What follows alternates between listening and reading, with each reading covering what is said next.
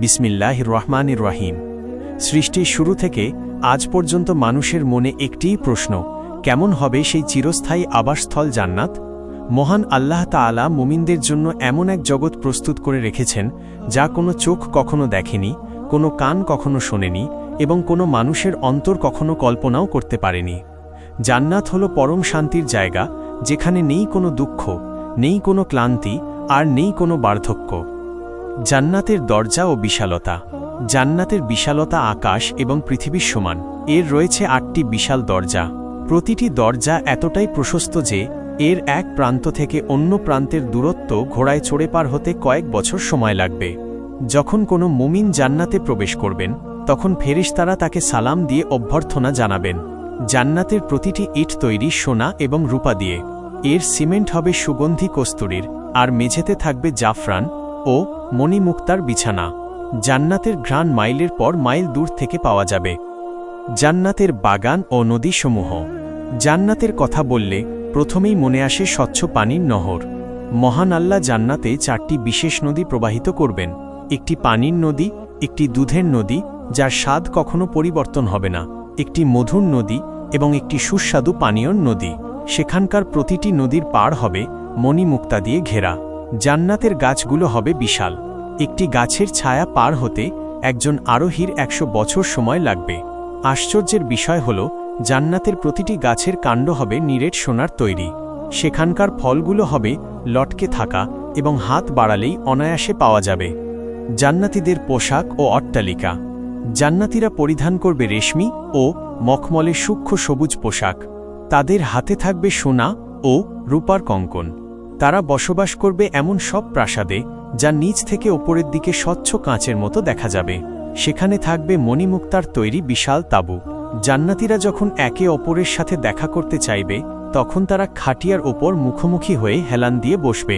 তাদের সেবার জন্য থাকবে চিরকিশোর সেবক দল, যারা দেখতে হবে ছড়ানো ছিটানো মুক্তার মতো।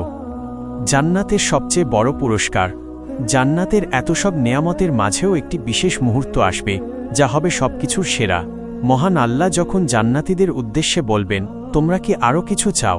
তখন জান্নাতীরা বলবে, হে প্রভু, আপনি কি আমাদের চেহারা উজ্জ্বল করে দেননি? আমাদের জান্নাতে প্রবেশ করাননি? তখন আল্লাহ তাআলা নিজের পর্দার অন্তরাল সরিয়ে দেবেন। জান্নাতীরা তখন সরাসরি তাদের মহান রবের দিদার লাভ করবে।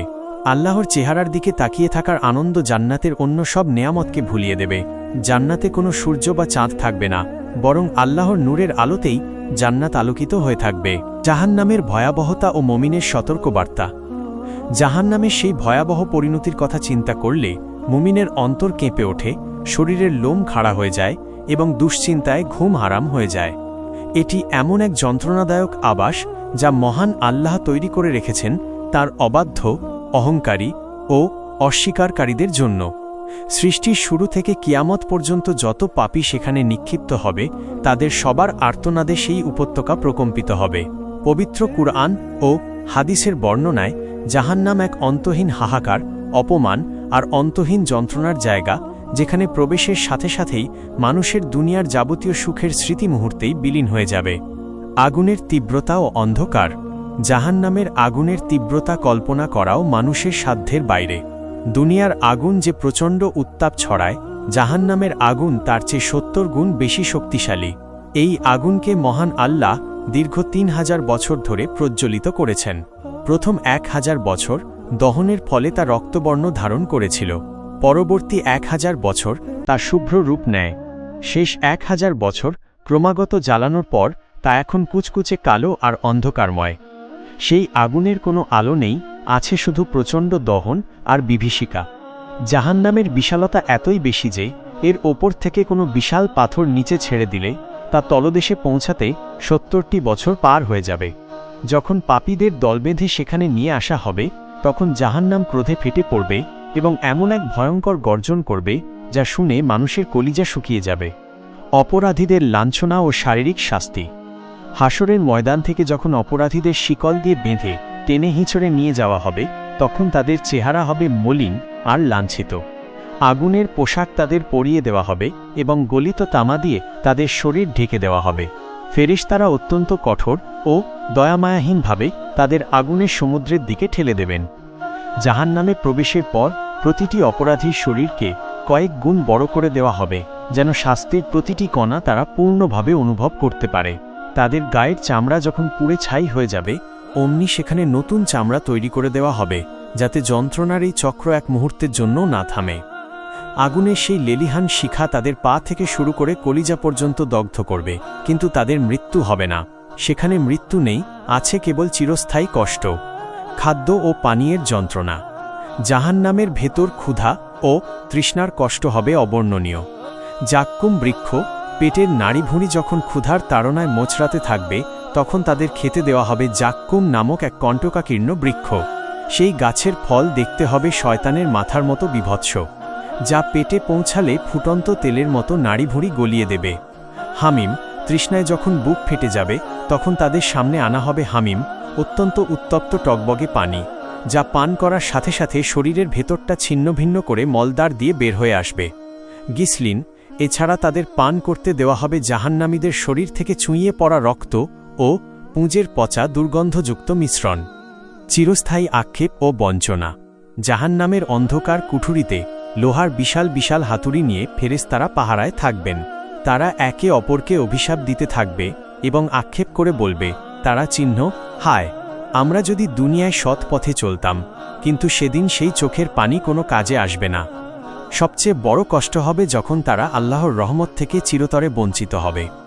জাহান্নামীরা যখন মালিক ফেরেশতাকে ডেকে মৃত্যু চাইবে, তিনি বলবেন, না, তোমাদের এভাবেই চিরকাল থাকতে হবে।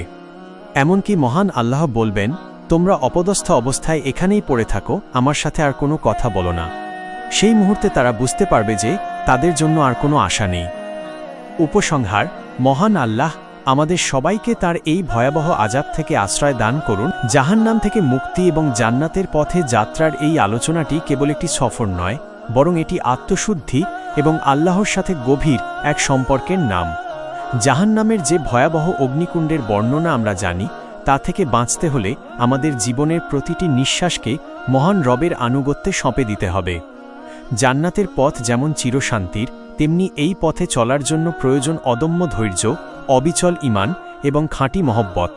জাহান্নাম থেকে বাঁচার প্রধান ঢাল হল তাকওয়া বা আল্লাহর ভয়। তাকওয়া মানে শুধু ভয় পাওয়া নয়, বরং অন্তরের গভীর থেকে আল্লাহকে অনুভব করা এবং তার প্রতিটি হুকুম পালনে সচেষ্ট হওয়া। যখন একজন মুমিনের অন্তরে এই ভয় গেঁথে যায় যে আমার প্রতিটি কাজ, প্রতিটি কথা এবং এমনকি চোখের পলকও আল্লাহ দেখছেন, তখন তার পক্ষে গুনাহর পথে পা বাড়ানো অসম্ভব হয়ে পড়ে। এই তাকওয়াই মানুষকে এক নিভৃত অন্ধকারেও পাপাচার থেকে আগলে রাখে। রাসূলুল্লাহ বলেছেন, দুই চোখের পানি জাহান্নামের আগুনকে নিভিয়ে দেয়, এক যা আল্লাহর ভয় ঝরে, আর অন্যটি যা আল্লাহর পথে পাহারা দিতে গিয়ে নির্ঘুম রাত কাটায়। তাই নির্জনে আল্লাহর সামনে দাঁড়িয়ে নিজের অপরাধগুলো স্বীকার করে কান্নাকাটি করা হল জাহান্নামের আগুন নেভানোর সবচেয়ে বড় অস্ত্র। জান্নাত পাওয়ার সবচেয়ে সহজ ও মৌলিক মাধ্যম হল 5 ওয়াক্ত নামাজ। নামাজ কেবল একটি ইবাদত নয়, এটি হল সরাসরি আল্লাহর সাথে কথোপকথন। যে ব্যক্তি সঠিক সময় একাগ্রতার সাথে নামাজ আদায় করে, কিয়ামতের সেই কঠিন দিনে তার এই নামাজই নূর হয়ে তার সামনে পথ দেখাবে। নামাজের সিজদাহ হল আল্লাহর সবচেয়ে নিকটবর্তী হওয়ার মুহূর্ত। তাই যারা দুনিয়াতে কপাল মাটিতে ঠেকিয়ে মহান রবের বরত্ব ঘোষণা করে, হাসরের ময়দানে তাদের কপাল নূরের মতো জ্বলজ্বল করবে। এর পাশাপাশি সুন্নাত ও নফল ইবাদতগুলো ফরজের ঘাটতি পূরণ করে বান্দাকে আল্লাহর আরও প্রিয় করে তোলে। বিশেষ করে তাহাজ্জুদের নামাজ হল এমন এক নূর যা একজন মুমিনকে জান্নাতের সর্বোচ্চ শিখরে নিয়ে যেতে পারে। চরিত্রের মাধুর্য এবং মানুষের সেবা জান্নাতের পথকে অবিশ্বাস্যভাবে সহজ করে দেয়। ইসলামের শিক্ষা হল কেবল আল্লাহর হক আদায় করলে চলবে না, বান্দার হকও সমানভাবে গুরুত্বপূর্ণ। আপনার ব্যবহারে যদি আপনার প্রতিবেশী নিরাপদ না থাকে, আপনার জিহ্বার আঘাতে যদি আপনার আপনজন কষ্ট পায়, তবে দীর্ঘ ইবাদতও বিফলে যেতে পারে। জান্নাত তাদের জন্য যারা বিনয়ী, যারা মানুষের ভুলকে ক্ষমা করতে জানে এবং যারা অন্যের বিপদে নিজের সুখ বিসর্জন দেয়। বিশেষ করে মাতাপিতার সেবা করা হলো জান্নাতের সরাসরি দরজা। মা বাবার মুখের একটি হাসি বা তাদের জন্য করা একটু দোয়া একজন মানুষকে জাহান্নামের অতল গহ্বর থেকে টেনে বের করে আনতে পারে। রাসূলুল্লাহ বলেছেন, আমি কি তোমাদের বলবো না কার জন্য জাহান্নামের আগুন হারাম? জাহান্নাম হারাম সেই ব্যক্তির জন্য যে সহজ সরল, কোমল হৃদয় এবং মানুষের কাছের মানুষ। জান্নাতের পথে বড় একটি বাধা হল দুনিয়ার মোহ। আমরা প্রায়ই ক্ষণস্থায়ী দুনিয়ার চাকচিক্যে ভুলে গিয়ে আখেরাতের অনন্ত সুখের কথা ভুলে যাই। এই মোহ থেকে বাঁচার উপায় হল বেশি বেশি মৃত্যুকে স্মরণ করা এবং কুরআন তিলাওয়াত করা। কুরআনের প্রতিটি আয়াত যেন জান্নাতের সুসংবাদ এবং জাহান্নামের সতর্কবার্তা। কুরআনকে যারা জীবনের সাথী করে নেয়, কাল হাসরে এই কুরআনই আল্লাহর কাছে তাদের মুক্তির জন্য সুপারিশ করবে। এছাড়া জিহ্বা ও লজ্জাস্থানের হেফাজত করা জান্নাতের নিশ্চয়তা পাওয়ার অন্যতম শর্ত। আমরা যদি আমাদের কথা ও দৃষ্টিকে নিয়ন্ত্রণ করতে পারি, তবে শয়তানের প্ররোচনা থেকে বেঁচে থাকা অনেক সহজ হয়ে যায়। তওবা হল মুমিনের জন্য এক পরম নেয়ামত। মানুষ হিসেবে আমরা শত শত ভুল করি, কিন্তু আল্লাহ হলেন পরম দয়ালু। তিনি চান না তার কোনো বান্দা জাহান্নামের আগুনে পুড়ুক। তাই তিনি তওবার দরজা সবসময় খোলা রেখেছেন। আপনি যতই বড় গুনাহ করেন না কেন, যদি লজ্জিত হয়ে আর সেই গুনাহ না করার সংকল্প করে আল্লাহর কাছে ফিরে আসেন, তবে তিনি আপনার পাহাড় সমান গুনাহকেও নেকিতে বদলে দিতে পারেন। এই ফেরার আকুতি জান্নাতের পথে সবচেয়ে দ্রুততম যাত্রা। ইস্তিগফার বা ক্ষমা প্রার্থনার অভ্যাস মানুষের জীবন থেকে হতাশা দূর করে এবং রিজিকে বরকত দান করে।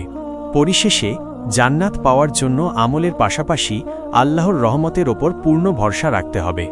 সবসময় এই দোয়া করা উচিত, হে আল্লাহ, আমি আপনার কাছে জান্নাত প্রার্থনা করছি এবং জাহান্নাম থেকে মুক্তি চাচ্ছি।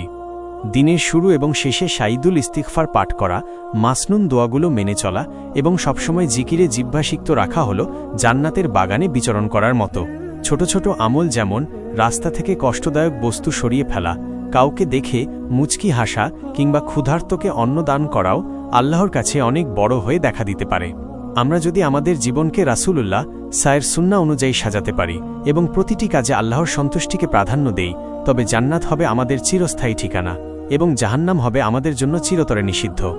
আল্লাহ আমাদের সবাইকে তাঁর ছায়াতলে আশ্রয় দিন এবং জান্নাতুল ফেরদাউসের অধিবাসী হিসেবে কবুল করুন। আমি